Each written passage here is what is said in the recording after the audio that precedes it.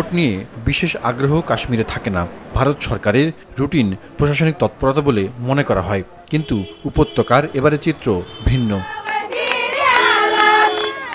সামগ্রিক বিবেচনায় দেখা যায় ২০২৪ সালের লোকসভা নির্বাচন নিয়ে কাশ্মীরে এবার প্রবল আগ্রহ।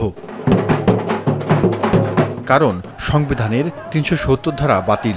২০১৯ সালের ৫ই আগস্ট এই পদক্ষেপের মধ্য দিয়ে কাশ্মীরের বিশেষ মর্যাদা তুলে নেওয়া হয়। তখন প্রতিবাদ করার কোনো সুযোগ পায়নি কাশ্মীরিরা, কারণ নানান স্তরে নিরাপত্তার বলয় ঘিরে রেখেছিল তাদের। তবে এবার উপত্যকার নেতারা স্লোগান তুলেছেন, ক্ষমতাসীন বিজেপির সেই কাজের জবাব দেওয়ারই ভোট এটি। ইনশাআল্লাহ আয়েগা, আয়েগা বদলাव आएगा, क्यों नहीं आएगा? बदलाव आएगा, हमारी हुकूमत बनेगी, हमारे लोगों की हुकूमत यहाँ बननी चाहिए, हम कश्मीर के लोगों की हुकूमत यहाँ बननी चाहिए, वही हम चाहते हैं, हम खुद चलाएंगे अपनी हुकूमत।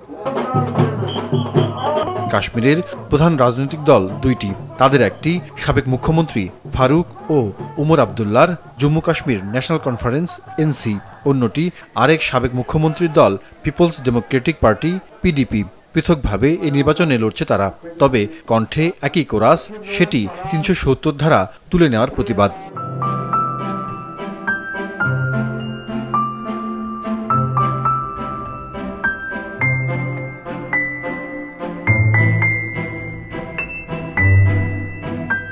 জম্মু কাশ্মীর ও লাদাখ মিলিয়ে মোট ৬টি লোকসভা আসন। কাশ্মীর উপত্যকায় ৩টি আসন, বারামুল্লা, শ্রীনগর ও অনন্তনাগ রাজৌরি। জম্মুর ২টি আসন, উধমপুর ও জম্মু, এবং লাদাখে একটি। রাজ্য দ্বিখণ্ডিত হওয়ার পর লাদাখ আর জম্মু কাশ্মীরের অংশ নয়।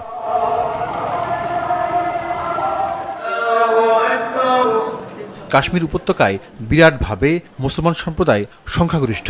এই ৩ আসনেই বিজেপি বিরোধীরা জয়ী হবে, এটা ধরে নেওয়াই যায়। সেটা বুঝতে পেরেই বিজেপি কাশ্মীরের ৩ আসনে কোনো প্রার্থী দেয়নি, যদিও ৩৭০ ধারা তুলে দিয়ে তাকে ভারত জুড়ে বড় সাফল্য বলে প্রচার করেছে গেরুয়া শিবির। এমনকি তারপরেও চলতি নির্বাচনী প্রচারে কাশ্মীরে একবারের জন্য যাননি প্রধানমন্ত্রী নরেন্দ্র মোদী।